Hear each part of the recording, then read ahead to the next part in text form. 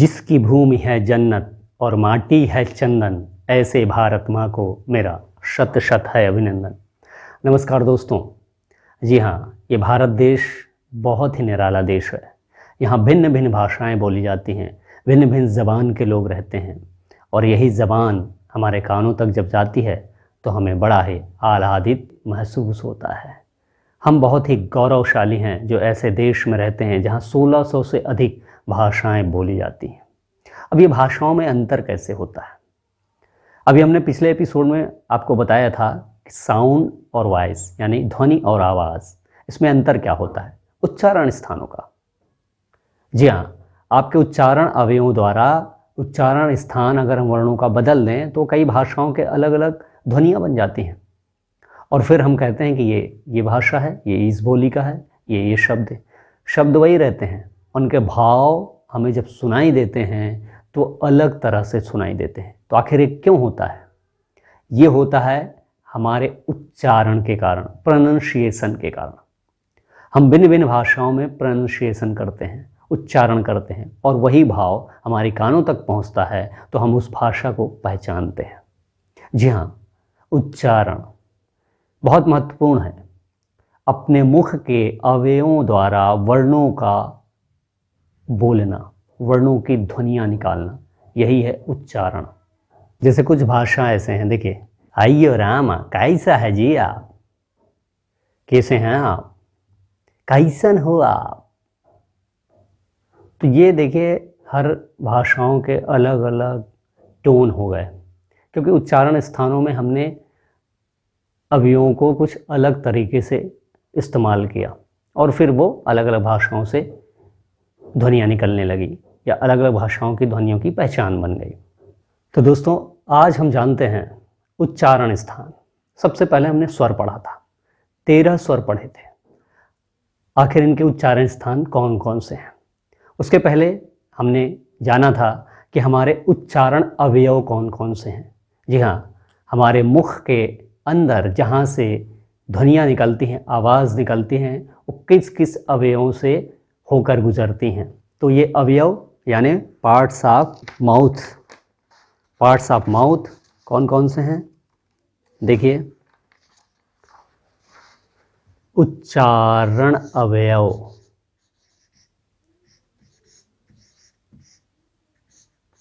उच्चारण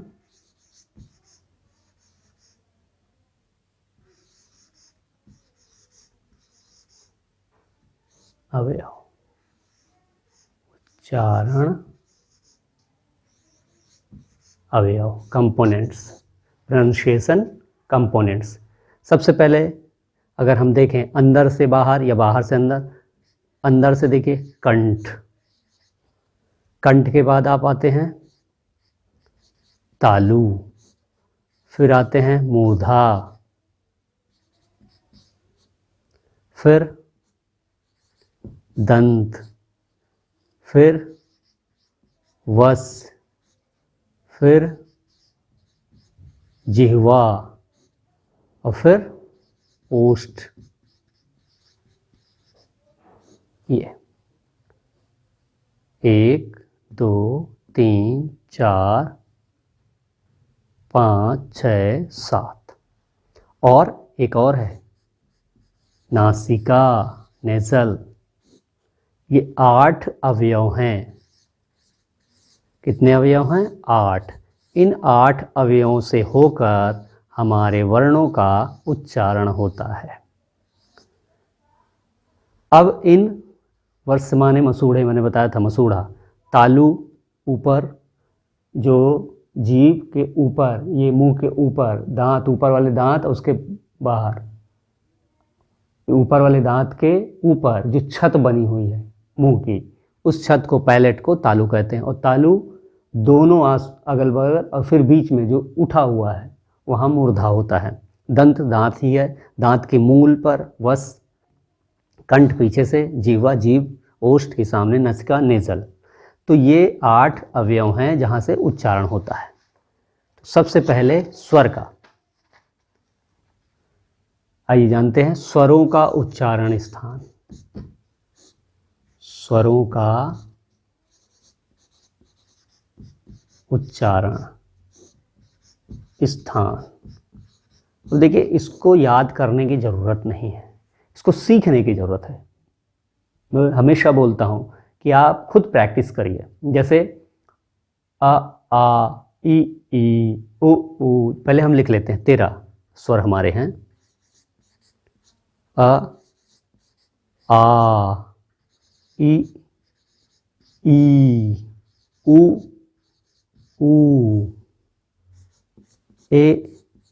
ए, री, ओ, औ, अंग और आहा। अब इनको अगर हम बोलें, सीधे सीधे बोलें, अ, आ, देखिए कहाँ से निकल रहा है, आ, पीछे से आ रही है। पीछे क्या है, कंठ। आ, तो ये दोनों कहाँ से निकल रही हैं, कंठ से। ई, ये देखिए जीभ हमारे तालू से टकरा रहा है। ई, जीभ देखिए मुड़ के तालू से टकरा रहा है। तो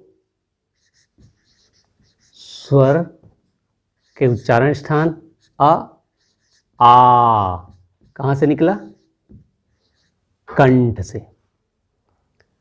अब आपने दूसरा देखा, ई, ई,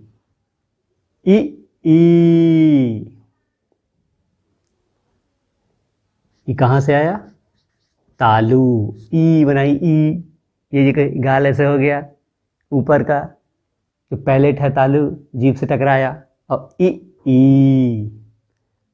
फिर आता है ऊ, देखिए ऊ, ई में फैल रहा था गाल, यानी तालू से जीभ टकरा। इसमें ऊ, कंठ से आके आवाज ओष्ठ के द्वारा ये ऊ बन रहा है। तो इसका क्या हो गया, ओष्ठ।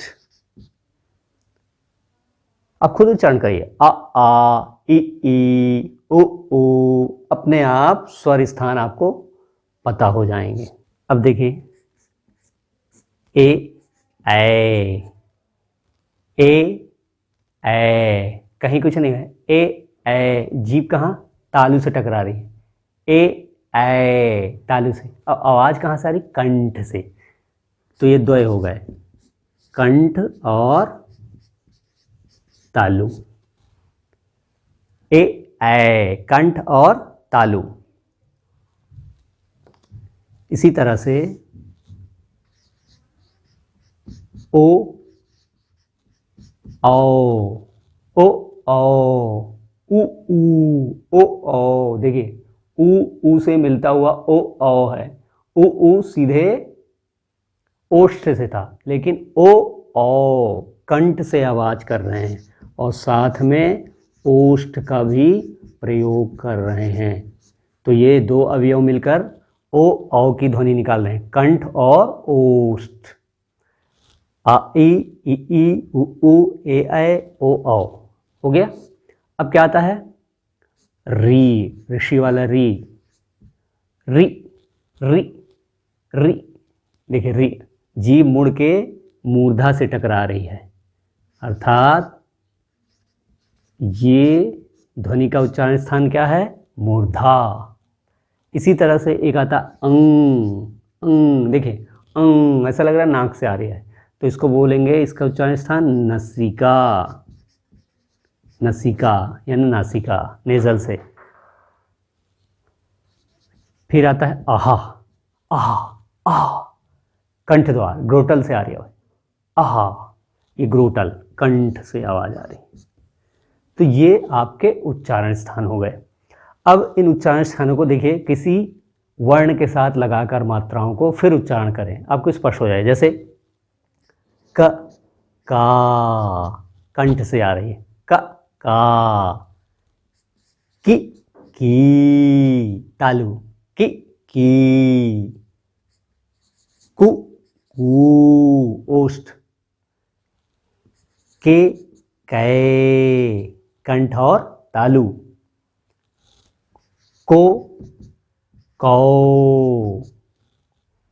कौ, कंठ और ओष्ठ देखिए, ओठ का मुंह बन रहा है ना सर, ओ को, री, क्री, जैसे कृपा, क्री, क्री, क्री, मूर्धा से, क्री, मूर्धा से री आ रही है।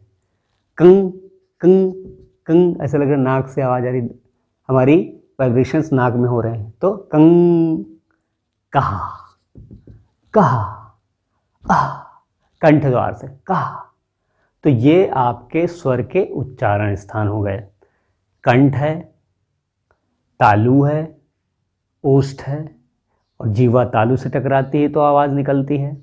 फिर कंठ ओष्ठ से और कंठ तालु से, इस तरह से, और मूर्धा, ये 5 उच्चारण स्थानों से ये स्वर निकलते हैं। दांत का प्रयोग नहीं होता, दंत और मसूड़ों का प्रयोग स्वर के उच्चारण में नहीं होता, केवल कंठ, तालु, ओठ, मूर्धा, ये उच्चारण स्थानों का प्रयोग होता है।